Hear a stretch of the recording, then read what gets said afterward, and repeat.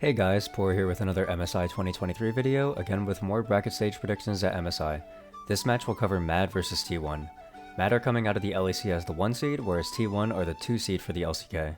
T1 being the 2 seed was a huge surprise to many as they finished the regular season with a dominant 17-1 performance, only dropping a series to Hanwha Life in the first round robin. They may have been huge favorites heading into the playoffs, but they ended up losing finals to Gen G in 4 games. It is important to note that T1 defeated Gen G in 4 games earlier in the tournament. It's also easy to forget this, but besides Faker, the team is incredibly young, with nobody born before 2002. In the top lane is Zeus, who is considered to be the best top laner in the league apart from maybe Keen this split, all the way up until finals where he heavily underperformed. In the eyes of many, Zeus is a player who just cannot show up when it matters most. He's mostly known for his Yone and Jace picks, but he also plays more utility-focused champs like K'Sante, Sion, and Gnar. In the jungle is Owner, who is a mechanical beast. The meta in spring was sad for him as he was sidelined onto the meta junglers like Sejuani, Vi, and Wukong, but he managed to sneak in a lot of Elise and Lee Sin picks as well, and I feel like he'll thrive at the current MSI meta we've been seeing.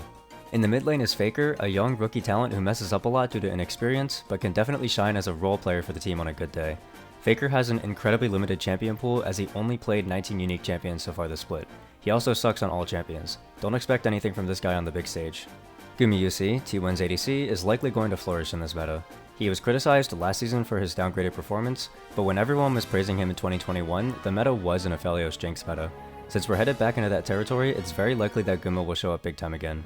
He's also got his famous Varus pick that he continued to use in playoffs despite it being mostly flushed out of the meta elsewhere. Then we have Keria, the king of support.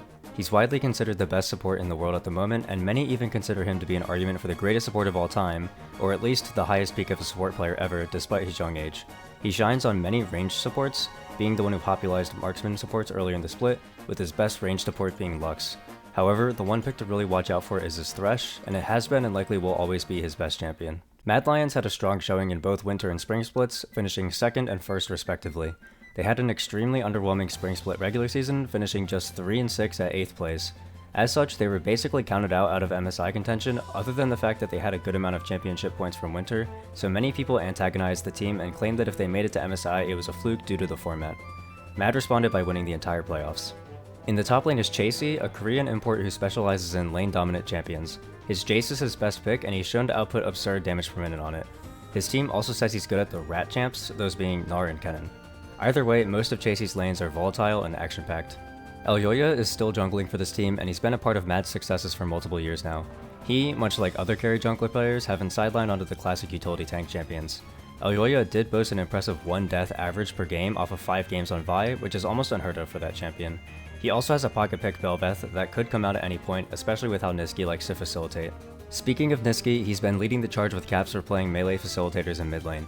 His signature pick this split has been Gragas, and many people attribute Mad's win to the fact that everyone refused to ban Gragas against them. Niski also plays other facilitators and pick champs like Ahri, Lissandra, and his best champ Twisted Fate. In the ADC position is Carzzy, who has had a fairly good return to form after his disappointing performance on Vitality last year.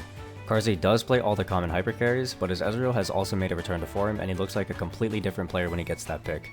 Carzzy has been criticized for playing too over-aggressive, and he did get caught out in Ezreal playoffs at an extremely crucial moment, but it's still been an overall upgrade in play from last split.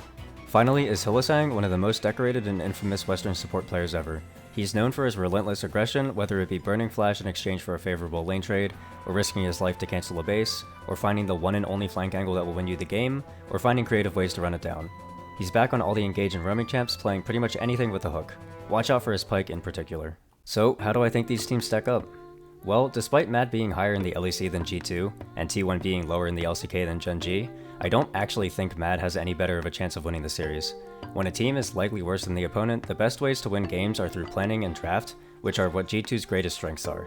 Mad on the other hand doesn't have any clear mismatches in player style, and Mad also tends to draft more on the standard side apart from more utility mids, so the only way they can win this series is by being a genuinely better team than T1, which I simply don't see happening. While Mad proved they are the best of the LEC in current form, there are still doubts on overall strength of the region and if Mad can maintain their form coming into LEC groups as the 8 seed originally. There's also the fact that this isn't a final, so T1 probably won't choke. I've got T1 taking this series with 90 to 10 odds.